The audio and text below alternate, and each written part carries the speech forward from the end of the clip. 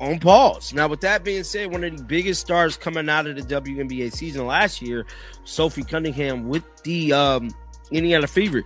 And what's crazy about Sophie's story is that Sophie was the only WNBA player that was the most Googled women's basketball player in all of 2005, bro.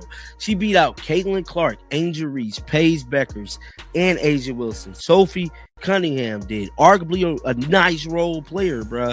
Now, with that being said, she's due for a major payday. She's been on her podcast. She said the next city she want to go to, she want to buy a house, and this might be her last little stitch. I don't know. The whispers have erupted into full-blown screams. Sources indicate that the Indiana Fever front office is growing increasingly uneasy with Sophie Cunningham. Reports of negative press and internal tension paint a troubling picture of their relationship. This isn't a mere disagreement, it's a fundamental rift that could completely reshape the Fever's off-season strategy regarding Cunningham's future.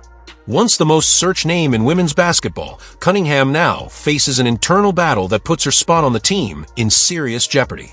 This shocking revelation drops like a bomb, upending everything we thought we knew about her next move and the Fever's roster plans. Gotta watch, but it's cool because I still hear stuff. I'm still plugged in.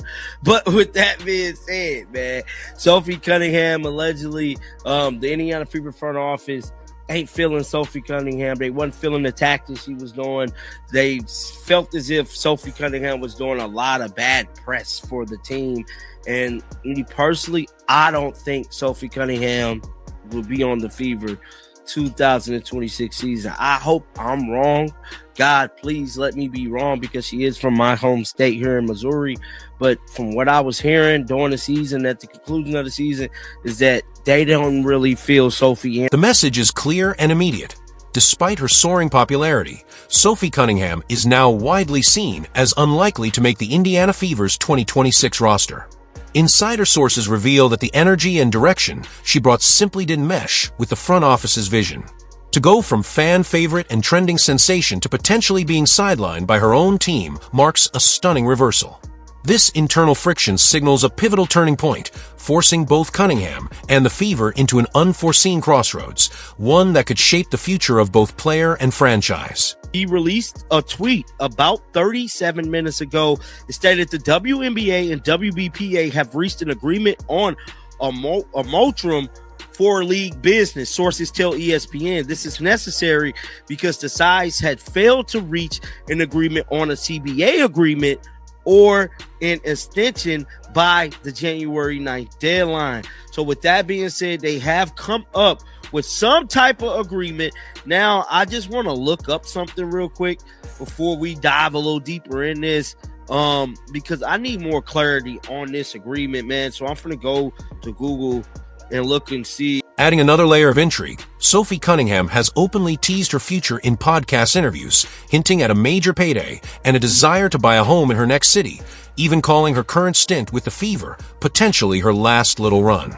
These personal ambitions for financial security and stability, set against reports of internal disapproval, create a tense and compelling conflict.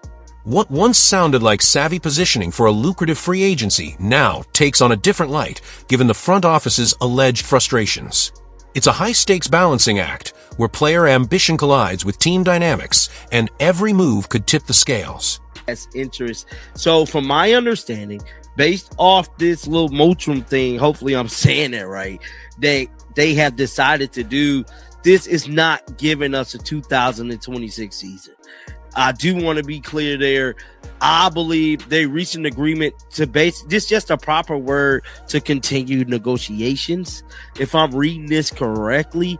So as of right now, it's still basically they still don't have a WNBA CBA agreement. Now Alexa Philippou retweeted this as well. The irony is impossible to ignore. In 2023, Sophie Cunningham was the most Googled name in women's basketball, surpassing global stars like Caitlin Clark, Angel Reese, Paige Buckets, and AJ Wilson.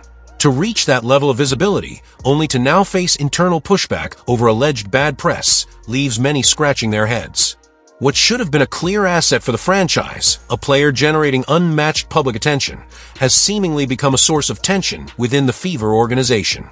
The situation raises pressing questions about how teams weigh a player's public profile against on-court performance and overall team chemistry.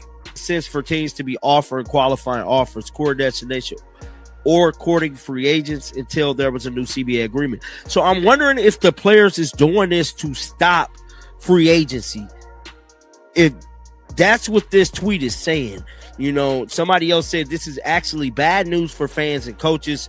Coaches will have to implement complex systems in a condensed offseason with very little time for players' development and chemistry building, which will hurt the product on the court. Now, sign replacement players. So that's what it's... On the court, Cunningham has consistently proven her value as a versatile contributor. Last season, over 30 games with the Fever, she averaged 8 points, 3 rebounds, 1.2 steals, and 1.7 pointers in just 25 minutes per game.